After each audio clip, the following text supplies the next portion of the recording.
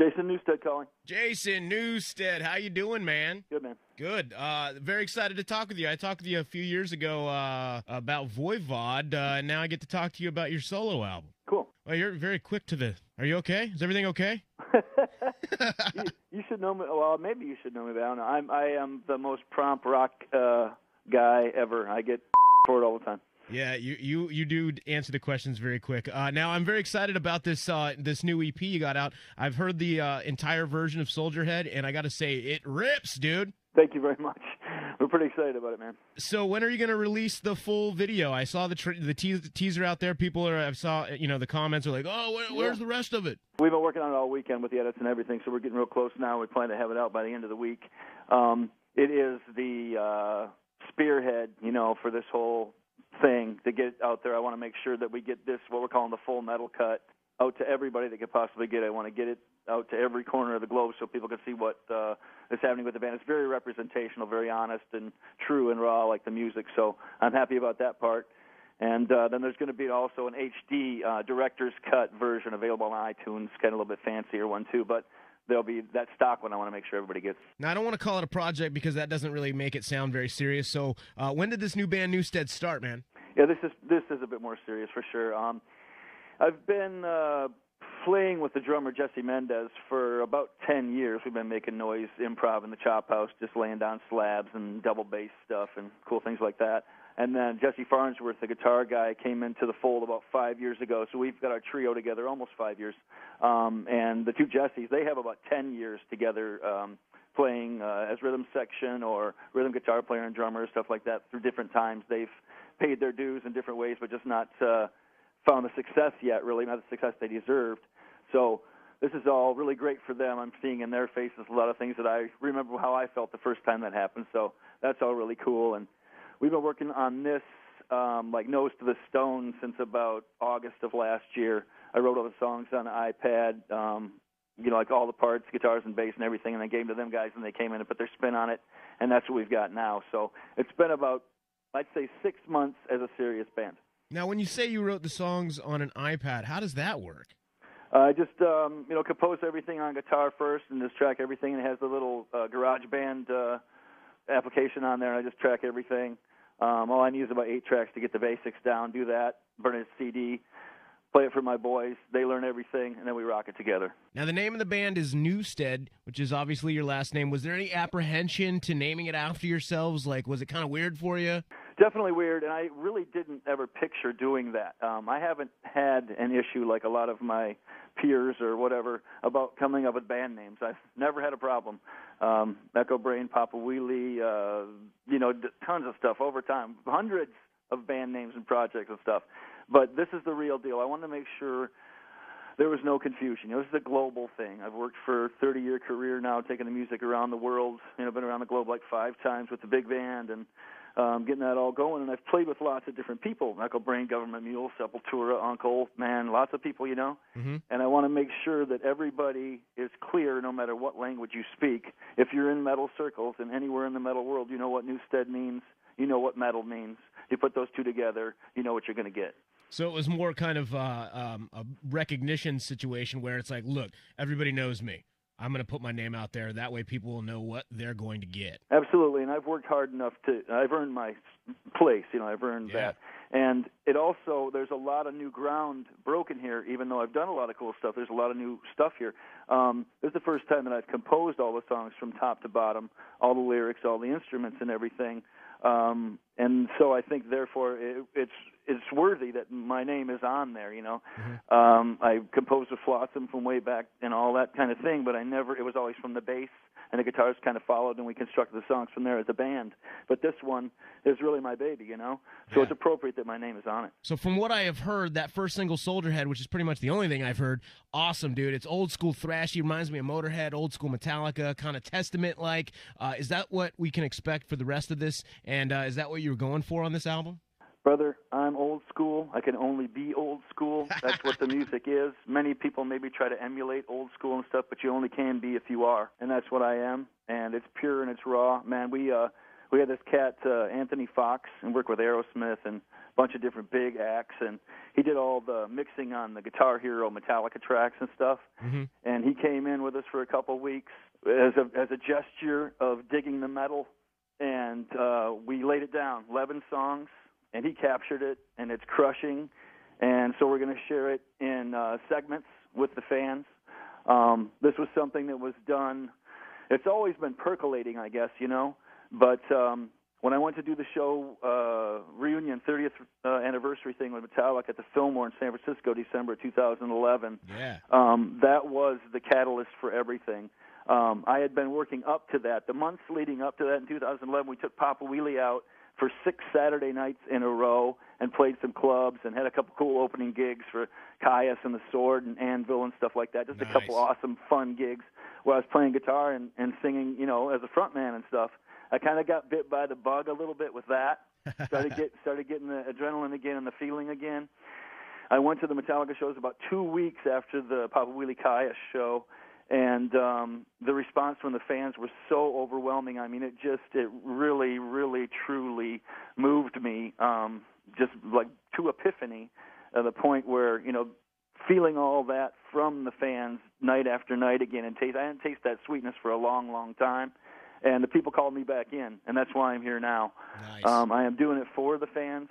I'm doing it because I want to do it. I think that it's no secret over the years. You know, I happened to be in a really big, awesome band for 15 years, and we kicked a lot of butt, and we made some dough. And I didn't put up my nose, man. I invested it. So I got that money now to be able to do these projects and do my paintings and have fun with things and live life. So I only do what I want to do, man. I've done some decisions, made some decisions that made people kind of freak out. You know, why would you leave the biggest band in the world and all these kind of things? Mm-hmm. But it all turned out right. You know, we look at, actually, bro, if you think about it, 12 years this week that I called a meeting with Metallica to talk to them about my heart, you know? Yeah. And what's transpired in that time for both bands and the humans that make up those giants. Though Metallica has a great band still conquering the universe that I'm very happy and proud of to be a part of. I'll always be business partners with those guys for the rest of my life. I mean, it's just part of we're better friends than we have ever been now because of what's happened. I got a great band together. I'm happy about they got a great band. James is healthier than he's ever been, clear-eyed and strong. And, you know, man, all those things had to happen for us to be where we are now, and check it out, you know. Dust is settled, and just freaking rocking. Now, you mentioned the business stuff. Now, one of the coolest things that has happened for Metallica is they finalized their deal with the label, and now they own all the rights to the music. One of the things I was curious about is how does that impact you? Do you get to have any say in any of that, or what are you going to be able to say anything about, like, maybe the reissues? Or are they going to up your bass sound in the damn albums finally? That's completely their business. They run Metallica. That's all of their stuff. I have nothing to do with any decision-making at all anymore. And we are just business partners by the 15 years we put down of the music, things that we've done, and the collective things that we have decided. You know what I mean? Business stuff. Yeah. So that's just that.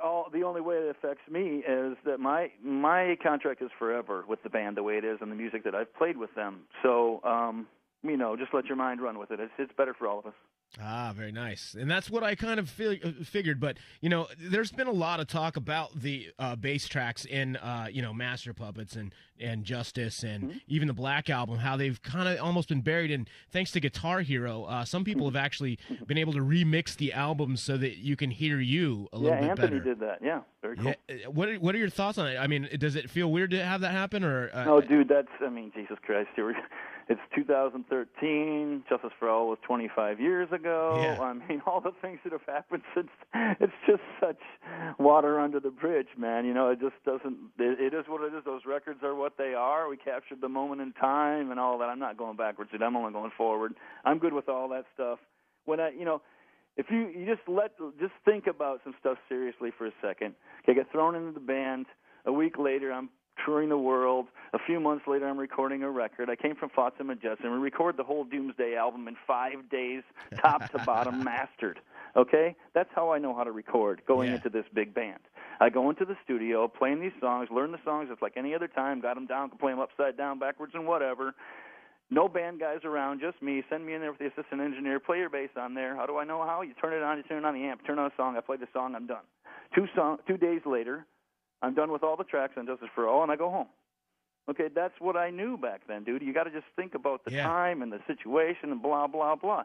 When, live was always my thing, still is my thing, whatever. I've gotten better in the studio over time. I know about writing songs. I know how to be appropriate bass player instead of the bass topping the guitar all the dang time, actually playing the bass part, All these things had to come from learning and experience and playing with musicians.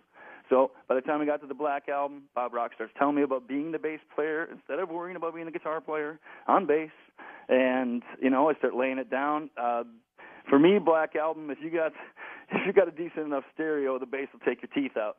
So, sad but true in some of those things. Don't feel so bad about that or any of the other records following that. By the time we got to Voivod, by the time we get to Echo Brain, by the time we get any of the other stuff, the bass is giant. Bass is giant on this new record with Newsted. And we're moving forward now, Now, you mentioned live is your kind of thing, which it should be because most musicians, that's really the bread and butter of their lives. That's why they play music. Are you going to take this new band, Newsted, on the road? Yes, that is the plan. As you can imagine, since about January 2nd, when everybody got back to work, there was already the Soldier Head clips being played, and we had already put together password-protected streams for promoters around the world to be hearing the music. The offers are out on the table now. We got domestic festivals, international festivals, some nice club stuff, some supporting of heroes slots. A lot of cool things. People are showing a lot of respect. I've worked hard for a long time, and now it's coming back 1,000-fold with all the time I've spent with the fans and the rapport that I created with people over time in the music business and everything. A lot of old Metallica camp people have come back to help me out. We plan on taking it wherever we can take it. My quest has not changed since the beginning of Flotsam and Jetsam, taking this westernized rock and roll music to anywhere in this world that will accept it. I've played in almost 50 countries in my career, and I plan on playing in more new ones, even more than that. So if it can all work out the way it's supposed to, I know it's much different out there in the world. I got a lot to learn about this business. Again, I have to unlearn and relearn about a bunch of things. There's some old avenues, but there's a whole bunch of new avenues that are unknown to me. So if we can get a decent wage, it's just I don't have to make money at this, man. I'm just doing it because I love to do it. So if we can get my boys taken care of, we have some decent accommodations, and we get good slots on bills, then we're going to take it wherever we can. It's really cool to hear you say a lot of the stuff that you've said about, you've definitely, have lived the rock star dream in ways that a lot of people will never do. But you also mentioned that it is a new world in the music industry. And, for a lot of people, it's really hard. They don't know what to do about it. What are some things that you're kind of learning and embracing now that you're actually more excited about than how it used to work back in the old days? Yeah, I've been had my social media stuff together for about 2 months now that I've been active and reconnecting with fans. The thing that I always used to have to do and get out in the cold and shake hands and look in people's eyes, listen to their stories and all those things through time, it was always something I really got off on and enjoyed meeting people. That is the same now and rekindled, but I can reach the corners of the globe by just, sitting in my studio and going through my Facebook or whatever like that, and the people are coming at me like I never could have imagined. And since I don't have to go to their towns to get their responses anymore, I can get all their towns at once right to me. It's pretty overwhelming. It's 99.7 positive energy. We're so extra glad you're back. Been waiting for you. The metal sounds good. All that kind of thing. So these new avenues of being able to get the music to more people, which is, get right down to the very, very brass tacks of it. It is the reason why an artist does any art. You do a play, you write a book, any of those things you present, entertainment, music. You want to share it with as many people want to share it with you, and that is still the goal. And I see in the world now, I want to share the music with whoever I can. The dollar isn't the deal. It's about getting the music to the people and then taking out to them live, and maybe them buying a T-shirt or a trinket or a sticker or a cool Newsted heavy metal pendant or whatever like that. That's how it has to be now. You just take it out to them. It's basically as I see it, and the world I have been in, and the heroes that I've met, B.B. King and Clapton and all these kind of cats. B.B. King in 1952, 53. We go back 60 years. It's been a complete cycle all the way back to the beginning now. He was driving around an old 9-door checker cab station wagon with a B.B. King Review painted on the side, and they'd go around juke joints and everything, selling their race record 45s and getting away with a nickel for a song or a quarter for a show or whatever like that. It's come all the way back to that again, except we have the addition of being able to let people know that we're coming. Nice. That's some good words, man. I didn't realize that you got to meet B.B. King. That's pretty sweet. What I found in my travels, and I got the opportunity to hang out with a lot of my heroes, becoming my peers type of thing. The guys that have been at it the longest, that have made the biggest marks and done the most, that wear the biggest crowns, are the best people to get along with in the business. They're the nicest people. They don't have anything to prove nobody. And they got the stuff, I got my second album coming, I'm awesome, and all that thing. It's just so above that. Like the second time that I met Eric Clapton, he remembered my name. Dude, I was shaking. and I'm never going to lose that. I don't want to ever lose that fandom. There's so many people I still look up to, and some guys that are younger than me now that I look up to, I'm just so proud of, like our Spawn, some great stuff. So I don't ever want to lose that part, that touch, that be the fan and the guy that loves to play the music. Absolutely. That's what it's all about, man. Now, one more question for you before I go. What are we doing after the EP? Do you got more stuff? You going to put out a full-length album, or what's the plan? Yeah, I got a pretty cool plan in place. So we've recorded 11 tracks, like I said, with Anthony, and we're going to do it in segments here. We're going to do 3 EPs, and depending on how the people respond to it and how long the legs each one has, then I'll just kind of, like I said, as long as the people keep screaming for it, I'm going to keep putting it out. So we have planned for those 11 to come out in segments, and then at the culmination of that, it will equal an LP of 11 songs, and it'll be on vinyl with some of my artwork and all that kind of stuff in there. So not sure how long exactly that's going to stretch out, probably from 11 to 14 months total, something like that. And by then I'll have a whole nother record for you. So that's roughly the plan. And it is exclusively on iTunes for the first couple weeks of each release. But, for instance, like today we got January 8th. The iTunes have already started. It's number 1 on iTunes today. And the pre-order for the physical CD can be made next Tuesday on January 15th from newstedheavymetal.com, and they'll start shipping on January 22nd from newstedheavymetal.com, or worldwide. So you can get it from there for cheaper with my lyrics and all that kind of cool stuff.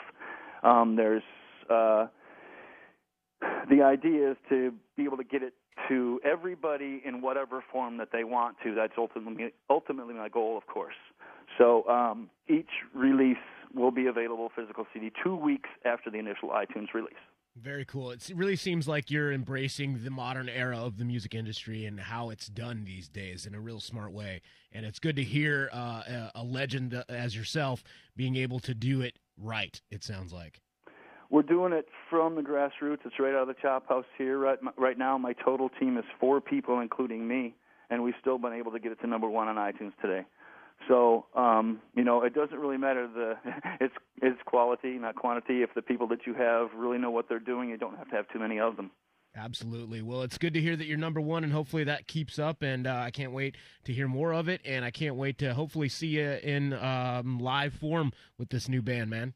Thank you very much, man. I'm excited about it. As you can tell, I'm pretty jacked up. This is a special day, dude. It really is. This is a pretty big deal. Well, congratulations, Jason, and it was good talking to you again. And cheers on all the victories, the glory, and good luck with the new year, man. Okay, thanks a lot for your help. I appreciate it, and I'll see you down the road. Absolutely, bro. Okay, man. See you.